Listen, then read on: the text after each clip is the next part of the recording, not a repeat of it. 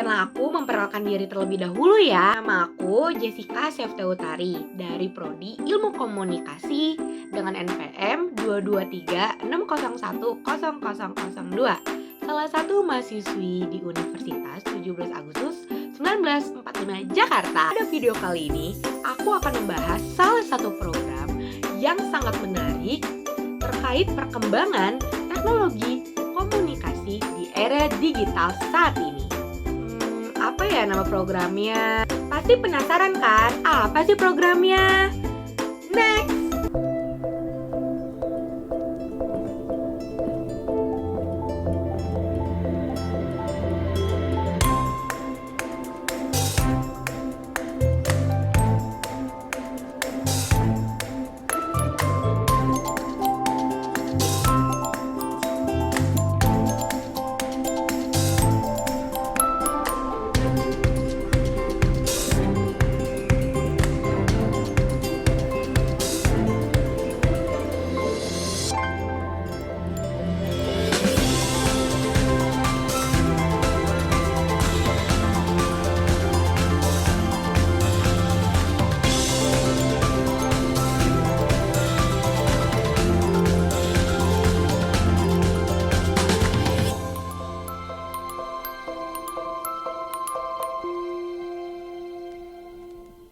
Yap, betul sekali. Program ini dinamakan Sosialisasi Literasi Pendidikan dengan menggunakan VR atau yang bisa kita sebut Virtual Reality. Merupakan teknologi yang dapat menciptakan sebuah pengalaman yang sangat imersif.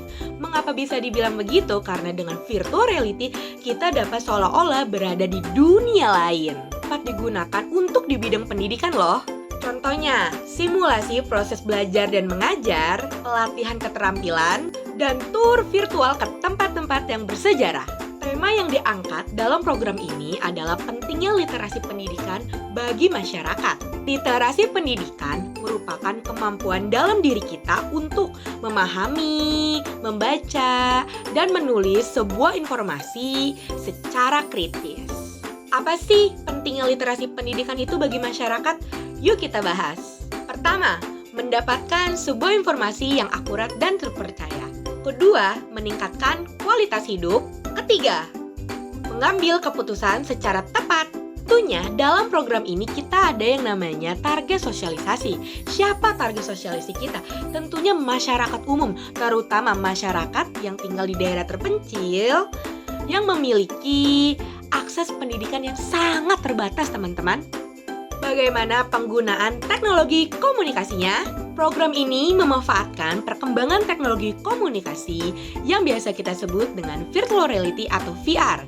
Dengan adanya VR, dapat memberikan pengalaman belajar secara menarik dan lebih interaktif tentunya kepada masyarakat.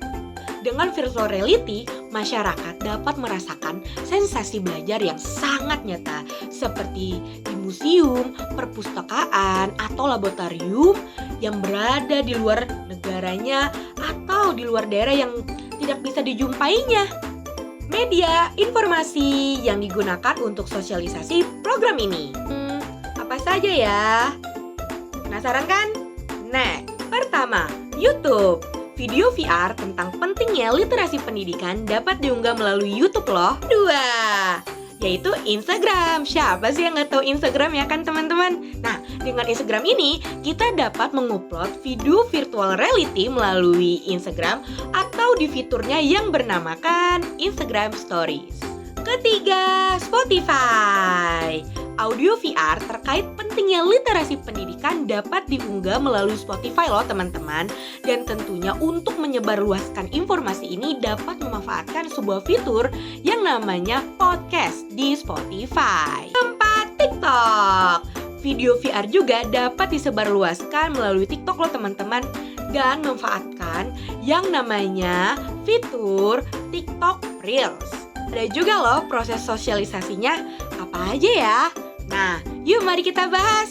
Next, proses sosialisasi dilakukan dalam beberapa tahap, yaitu pertama, pembuatan materi VR. Materi VR yang akan digunakan dalam sosialisasi dibuat terlebih dahulu. Materi ini dapat berupa video, audio, atau gabungan keduanya. Kedua, penyebaran materi VR. Materi VR yang telah dibuat disebarkan melalui berbagai platform media sosial. Terakhir, pemantauan dan evaluasi. Sosialisasi dipantau dan dievaluasi untuk melihat efektivitasnya. Selanjutnya, efek sosialisasi. Efek yang diharapkan dari sosialisasi ini adalah masyarakat menjadi lebih sadar akan pentingnya literasi pendidikan dan memperoleh manfaat dari literasi pendidikan. Terakhir, review video dari channel YouTube Uta Bicara terkait nasib STR dalam cengkraman mafia pendidikan kesehatan. Review dalam video tersebut. Dalam video, terdapat seorang praktisi hukum, yaitu Dr. Rudiono Darsono memberikan tanggapannya terkait munculnya surat edaran nomor HK0201 Menkes 997/2023 tentang penyelenggaraan registrasi bagi tenaga medis dan tenaga kesehatan pasca terbitnya Undang-Undang Nomor 17 Tahun 2023 tentang Kesehatan. Surat edaran tersebut mengatur bahwa STR atau kepanjangan dari Surat Tanda Registrasi Tenaga Kesehatan Asing dapat diterbitkan oleh Konsul Keprofesian Kesehatan masing-masing. Beliau menyambut baik surat edaran tersebut karena dinilai mengembalikan kompetensi pemerintah dalam mengatur standar kompetensi tenaga kesehatan. Sebelumnya, STR tenaga kesehatan asing diterbitkan oleh organisasi profesi tertentu yang dinilai membuka peluang terjadinya praktik mafia kesehatan. Meski demikian, beliau juga memberikan sejumlah catatan terkait surat edaran tersebut. Pertama, surat edaran tersebut masih membuka peluang bagi organisasi profesi untuk membentuk kolegiumnya sendiri. Hal ini dinilai dapat menimbulkan standar kompetensi yang beragam dan tidak seragam. Kedua, pemerintah dinilai lambat dalam mengantisipasi praktik mafia kesehatan. Beliau menilai pemerintah perlu mengambil langkah-langkah tegas untuk menindak pelaku mafia kesehatan, termasuk menggunakan instrumen hukum. Selanjutnya tanggapan dari saya yaitu saya setuju dengan tanggapan Dr. Rudiono Darsono bahwa surat edaran nomor HK0201 Menkes 997/2023 merupakan langkah positif dalam upaya mengatasi praktik mafia kesehatan.